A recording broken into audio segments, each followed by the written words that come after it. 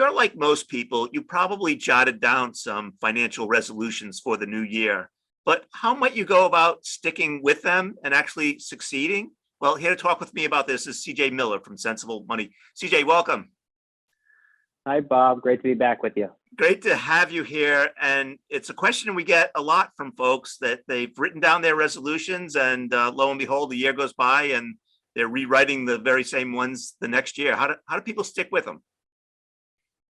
That's a great question. And I think, it really is to be individualized. And a lot of it's about building habits, but it also depends on what the specific goal is. So, for instance, a very common New Year's resolution I hear is that you want to save more money.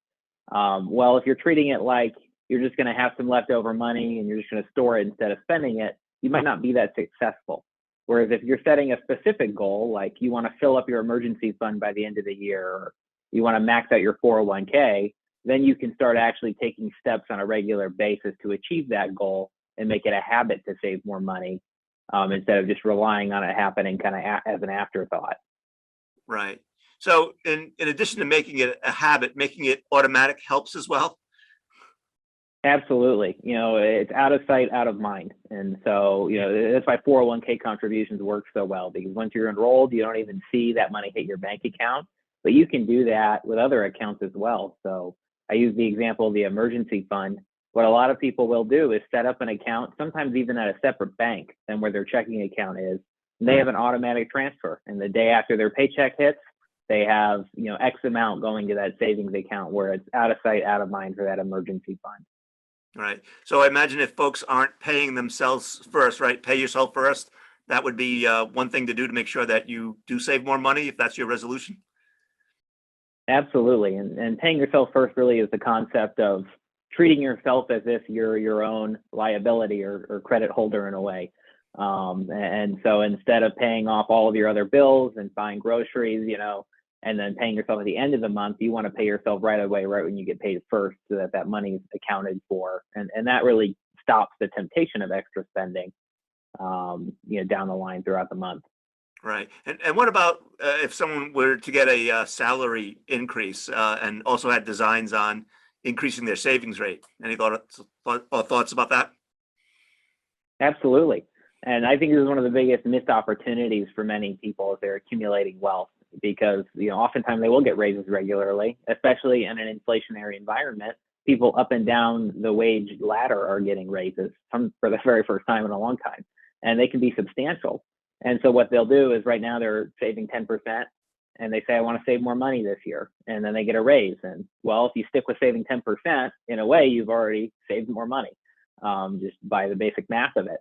But an even better strategy is to say, okay, instead of saving 10%, I'm going to take part of that raise. Let's say you got a 20% raise or a 10% raise, and I'm going to increase my total savings rate to 15%, up from 10. And so even though, you would have saved more money than you had the previous year, increasing that percentage really helps bolster your savings rate long term.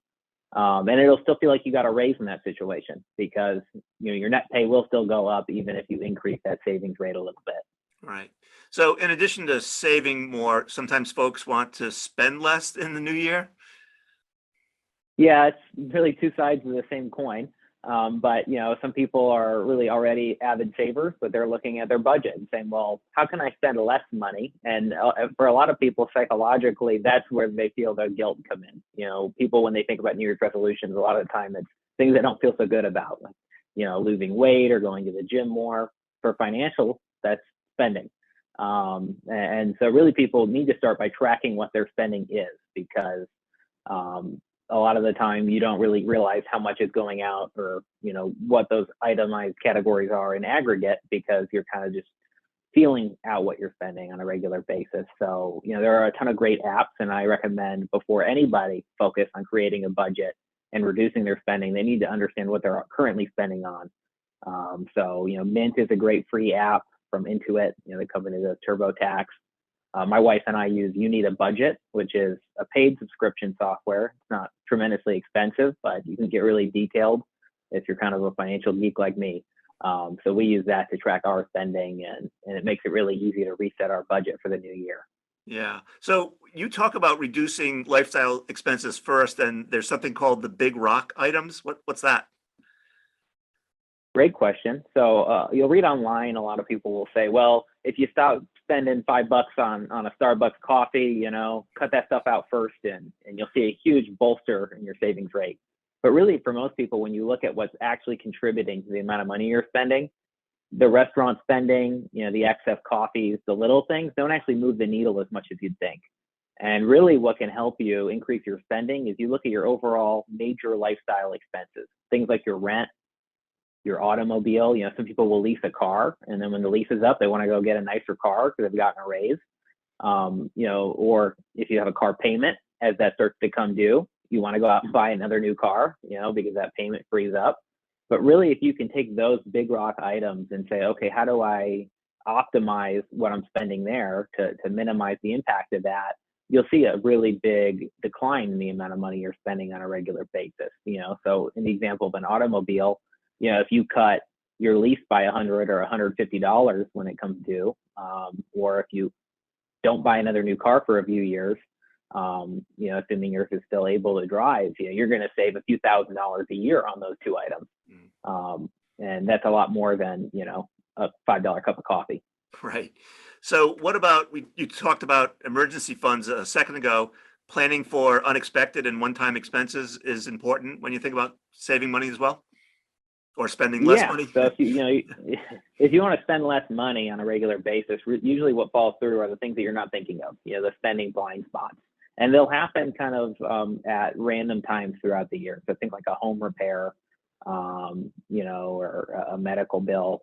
And hopefully you have an emergency fund that you can tap into so you're not paying, with any debt on those items. But, one great strategy is to actually create a buffer in your budget for those one-time expenses, because they're going to hit, but you might not know when.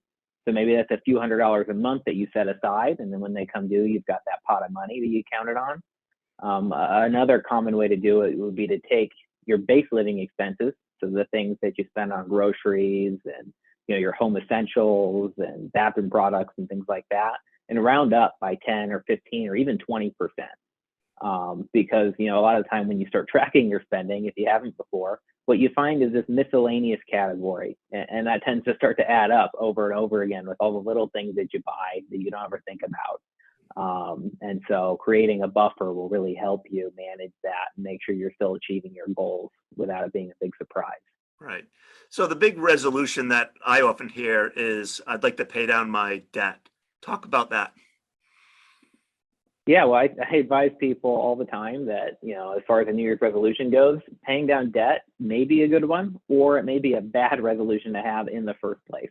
There are various forms of good debt to have, especially in an inflationary environment. Something like a low interest rate mortgage or even your student loan debt that's fixed oftentimes will be better to, save extra money in investments for the long term than trying to race to pay that down at such a low interest rate. So I always caution people, you need to have a holistic financial plan to see where debt fits in, and you need to be able to identify if it's good debt or bad debt, and then, focus those resolutions on paying off the bad debt and righting the ship there. So not only paying down the bad debt, but avoiding what you describe as sneaky debt? What's that? Yeah. So, well, consumer spending is, I think, at an all-time high. And, what you'll see a lot of retailers doing now is using companies like Affirm or even their own personal credit cards. And they'll say, sign up for this, and we're going to give you a $0 financing fee. And you can go buy this mattress, or you can go buy this, TV, and you're not going to pay any interest, and you're not going to pay anything now, but you're going to make 12 or 24 equal payments on it. And the reason that's a risk is because you can end up overspending what you can actually afford. So even if there's no interest, it's not necessarily something you would have bought in the first place, or you might be spending more money on a product than you would have spent initially because you don't have to make the payment right away. And those kinds of debts can sneak up on you. My wife and I are in the process of having a new townhome be built, and we're doing some furniture shopping. And every time you go to check out your cart on a furniture item, they give you an offer like this. And so, when you've got a bolstered furniture budget like we do, where we're trying to allocate and make decisions, you can't have everything you want. It can be tempting to start taking advantage of those, buy now, pay later schemes.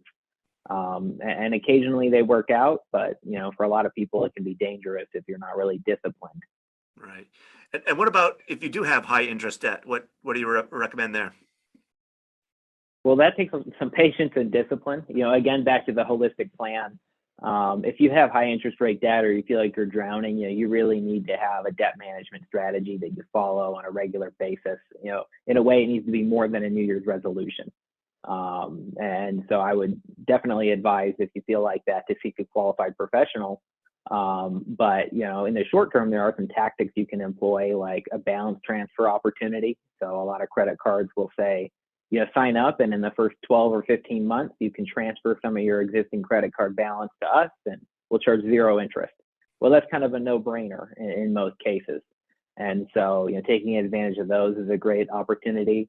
Even some people I meet will have, up to $50,000 or $60,000 in credit card debt, and they'll have equity in their home. And I say, well, look, that mortgage rate is pretty low, and refinancing, a lot of people are doing that anyway. And, if you have enough equity in your home, you can refinance and take cash out on the refinance. Your mortgage balance gets a little bigger than it was, but you get to pay off that high interest debt. So it's like moving from one high interest rate bucket to a low interest rate bucket. So you can even get creative that way too. All right, CJ, I think we've covered a lot of ground here. Anything we missed or anything that bears repeating? No, I think, it's a great time of year to revisit your financial health and really start building habits. And like you said at the beginning of the video, hopefully a year from now, these won't be the same ones on your list as, are currently there. And if you really do it right, these do become a lifestyle and less of kind of a goal.